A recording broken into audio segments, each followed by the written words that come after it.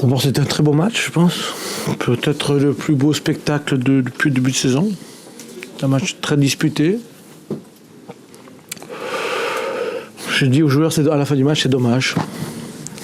C'est dommage parce que je pense que vous avez fait beaucoup d'efforts pour en arriver là. Et c'est dommage de gâcher par un relâchement coupable sur un coup de pied arrêté et joué rapidement. Voilà. C'est dommage. Bon, après, je pense qu'on aurait mérité de gagner le match ensemble. Même si c'était difficile parce qu'ils étaient coriaces. Mais sur l'ensemble du match, c'est nous qui avons les plus belles situations. Les plus nombreux surtout. Voilà, et c'était un bon match avec de belles choses, avec des situations d'un côté comme de l'autre. Voilà, il faut rendre hommage à Brest aussi, qui n'a jamais lâché. Voilà, même à 2-0, ils ne sont pas résignés. Donc voilà, et malheureusement, on a pêché dans un peu de relâchement. Voilà. C'est la difficulté de mon équipe. Quand ça commence à aller bien, on fait un petit peu moins d'efforts. On fait beaucoup d'efforts quand c'est difficile, chose que on a vraiment franchi un cap. Puis après, quand on sent que les choses sont un peu plus faciles, on se replace un petit peu moins, on harcèle un petit peu moins, on défend un petit peu moins et on est tout de suite sanctionné parce qu'on n'a pas de marge. Voilà. C'est dommage parce que, comme je vous dis, il y a la belle occasion pour Haïté au début de deuxième mi-temps. Mais après, Benoît n'a pas d'arrêt à faire et le meilleur joueur de Brest, c'était Beau. Donc voilà, une fois que j'ai dit ça, j'ai tout résumé. C'est dommage qu'on n'ait pas tenu cette victoire. Voilà.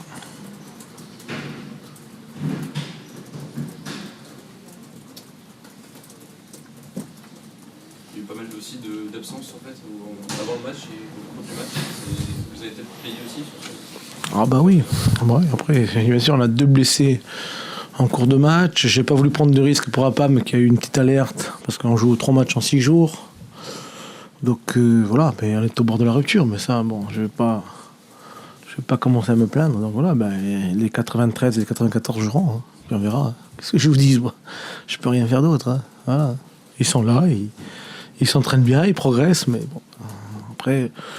C'est difficile de faire entrer des jeunes dans une équipe très jeune déjà. Voilà, c'est ça le plus difficile. C'est pas de faire entrer les jeunes qui est compliqué, c'est dans une équipe qui manque déjà de maturité, parce qu'ils sont jeunes, voilà, parce qu'après, on regarde les 89, c'est des vieux chez nous. Hein.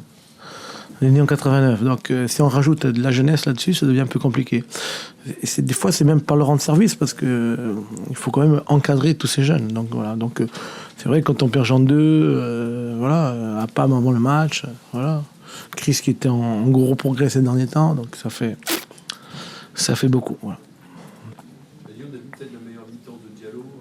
Ouais, mais il y a beaucoup de bonnes choses, oui, bien sûr, je suis d'accord avec vous, hein, bien sûr. Ouais, il y a plein de choses positives. Je suis rentré dans les vestiaires, j'ai dit, gars, c'est dommage. C'est dommage de ne pas l'avoir gagné ce match parce que c'est dommage parce que il y avait de l'engagement, de l'investissement. Le fait aussi que le Brest soit une opposition vraiment de valeur fait que le match il est beau le match et puis tout le monde s'est pris au jeu. C'est dommage qu'on ne tienne pas voilà, ça m'a rappelé l'année dernière Atlético de Madrid quand ils jouent à 2 à 86e et qu'ils égalisent sur un corner à 2, voilà. Ah ouais, il n'y a pas photo. Il y a beaucoup d'investissements, c'est pas beaucoup de circulation du ballon. Je connais pas les stats, mais bon, je pense qu'on doit avoir... Moi, ce qui m'intéresse, la stat qui m'intéresse, c'est les situations devant le but. Voilà, donc je pense que c'est nous qui... On va avoir facilement ou 2 fois, voire 3 fois plus qu'eux. Donc voilà, mais à la sortie, on fait 2-2. Donc c'est pas un bon résultat vu la prestation des joueurs. Et en plus, comme vous l'avez dit... on a des blessés, donc on est dans le dur. On est dans le dur, surtout avec 3 matchs dans la semaine. En plein hiver, c'est compliqué, voilà. Mais ça, on savait au début de saison qu'on allait avoir des problèmes à un moment donné, donc on les a, voilà. Le son que je retiens, c'est qu'il ne faut pas se relâcher. On n'a pas droit à se relâcher, donc j'espère qu'on retiendra la leçon pour le futur. Voilà. C'est la jeunesse qui explique ce relâchement ou c'est la suffisance, non. Ce soir, suffisance, c'est le mot, il faut pas le mot. Non, je pense non. Mais je me dis que lorsque c'est trop facile, en fait, on se relâche. Ouais, on fait beaucoup d'efforts, mais c'est un peu le lot de Rennes depuis que je suis là, c'est-à-dire même un petit avant. On fait beaucoup d'efforts pour être présent dans la bataille européenne. On fait beaucoup d'efforts. Alors après, on peut débattre sur est-ce qu'on a tous les moyens pour y arriver, est-ce que les autres ont plus de moyens. Bon, après chacun a son opinion là-dessus. Je ne vais pas rentrer dans ce débat-là. Mais je sais qu'on fait beaucoup d'efforts, à l'image du match de ce soir. Et parfois, dans un match, on a un temps de relâchement. Et comme on n'a pas de marche, on le paye cash. Voilà. Est-ce que c'est pour conserver le résultat, parce que vous aviez peur de le perdre, ou en tout cas de ne pas remporter ce match, que vous remplacez Harding par Foulquier à 2-1? Écoutez, je fais sortir Mevlout, d'abord parce que le flanc droit flotte un petit peu, donc j'essaie de renforcer le flanc droit, parce que Romain est un peu en difficulté, parce que ça fait un moment qu'il n'avait pas joué arrière droit, et il manquait un petit peu de force à la fin.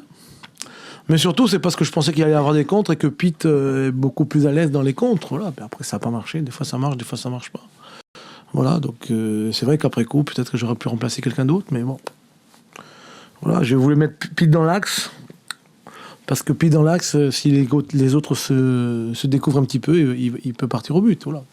C'est les choix d'un moment. Il y a des fois où ça marche et des fois où ça ne marche pas. Voilà. Ça n'a pas marché. Ça faisait longtemps que vous n'aviez pas pris un but justement sur coup de pied arrêté. Julien Fauvel le remarquait. Ouais, j'étais un peu déçu qu'il le fasse remarquer d'ailleurs. Parce qu'il faut vivre caché, vivre caché. Voilà, parce que chaque fois qu'on dit quelque chose, tout de suite ça arrive. Donc voilà. Ouais, mais le penalty, c'est pas un coup de pied arrêté. Ouais, penalty. Non, moi, les coups de pied arrêtés, c'est les coups francs. Et voilà. Après, comme Traoré nous met le coup franc contre. Je voulais faire. Bien joué. Vous dites bien joué, ça fait partie du jeu. Hein. Voilà. Ok.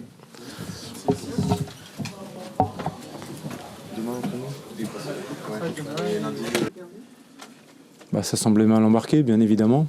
On avait raté l'occasion d'ouvrir la marque par John Haïté, même si Rennes avait eu aussi l'opportunité juste avant. Et puis après, le fait d'avoir réduit le score assez vite, même si j'ai cru voir le scénario de Toulouse se répéter, parce qu'on était revenu très vite à 2-1, et puis on avait pris un but en contre après. Maintenant, on a grandi depuis, on l'a prouvé ce soir, et il y a toujours ces qualités mentales qui ont été les nôtres en début de saison, quand on était chercher des matchs dans les arrêts de jeu. C'est la première fois à l'extérieur, donc ça c'est plutôt positif. En plus, dans un derby face à une belle équipe de Rennes, donc il y a plein de choses positives. Après, le côté négatif, c'est qu'on perd ce soir 2 joueurs, un sur suspension, l'autre sur blessure. Donc il va falloir compter les rescapés pour attaquer le prochain match mercredi. Mais bon, on va d'abord savourer ce point parce que on aurait signé avant le match pour un tel score, voilà. Ouais, je demande à le revoir parce qu'il faut jamais être sur l'euphorie comme ça, c'est toujours dangereux. Maintenant, faut pas oublier que jusqu'à présent, à part Valenciennes où on avait réussi à gagner contre une équipe du top 6-7, alors qu'à l'époque on savait pas que cette équipe allait être là-haut, c'est la première fois qu'on arrive à accrocher avec Bordeaux chez nous, mais à l'extérieur notamment, c'est la première fois qu'on arrive à accrocher une des bonnes équipes de championnat. Donc ça prouve qu'on est en train de grandir, même si rien n'est acquis bien évidemment, mais on progresse dans le jeu notamment. Et puis on est capable de rivaliser au moins par séquence avec ce genre d'équipe. Le début a été difficile, André. Oui, et ceux qui ont l'habitude de voir les matchs de Rennes, on sait que Rennes a tout le temps l'habitude de faire de gros démarrages. On ne va pas vous rappeler le match de Coupe de la Ligue ici, où on voyait les Troyens mal embarqués. Voilà, après on savait qu'on avait ces 15-20 minutes là à tenir. Et puis petit à petit, on a sorti la tête de l'eau. Et Rennes a surtout été dangereux sur les coups de pied arrêtés. Et puis ensuite, on s'est procuré 2-3 opportunités, même si ce n'était pas net. Il y a eu une première mi-temps assez équilibrée, je pense. Et puis après, une deuxième mi-temps, chaque équipe a eu coup sur coup l'occasion de mettre KO l'autre. On l'a été. Heureusement, on s'est vite relevé. Donc c'est bien. On va savourer. On ne va pas s'enflammer parce qu'on sait que le chemin est très long. Ce soir, on n'a que 18 points. Mais c'est un bon point. Donc souvent, aux attaquants de compter les buts et pas les minutes. Finalement, le bench-up, ouais, c'est bien. Ça, pour la dynamique, c'est bien. Eden est mécontent de sortir, je trouve ça bien. Et ensuite, John Haïté, on savait qu'avec la vitesse, on allait les gêner. On ne se pose pas la question, quand Larsen est blessé, on fait rentrer immédiatement John Haïté, un poste qui n'est pas forcément le sien, mais il s'adapte très vite. Non, mais l'état d'esprit, il est bon, on le sait ça. Et ce qui prime, c'est le collectif. Depuis le début, on le sait. Donc, et là-dessus, je ne suis pas surpris par l'investissement des joueurs, quel que soit le poste et le temps qu'ils passent sur le terrain. Ça vous fait plaisir de faire ce résultat-là ici pour vous? Déjà, il ne faut pas se tromper. Ça me fait plaisir que Brest prenne un point à l'extérieur de nouveau, parce que ce serait faut toujours rester, faut savoir d'où l'on vient et vers quel objectif on va. Donc, ça me fait surtout très plaisir de confirmer le résultat de Reims face à une grosse cylindrée du championnat. Il fallait aussi effacer la malheureuse défaite contre Marseille dimanche dernier, même si on avait eu le sentiment d'avoir fait un bon match, mais ça fait 0 point au final. J'avais dit aux joueurs avant le match qu'en début de saison, c'est nos victoires arrachées qui nous avaient permis d'acquérir un peu de confiance, qui nous permettent aujourd'hui de proposer un jeu plus intéressant.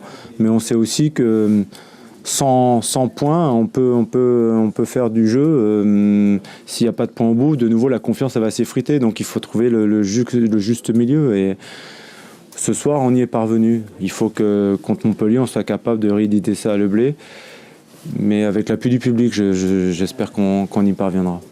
On sait qu'on avait une semaine très importante. Là, ça démarrait par Rennes ce soir. Montpellier, chez nous, mercredi. On va à Sochaux, un concurrent direct samedi. C'était une semaine très importante qui démarrait. Il était important de ramener quelque chose ce soir pour vraiment l'entamer de la meilleure des manières. Parce que je pense que la machine PSG est repartie. Donc le match du 21 est...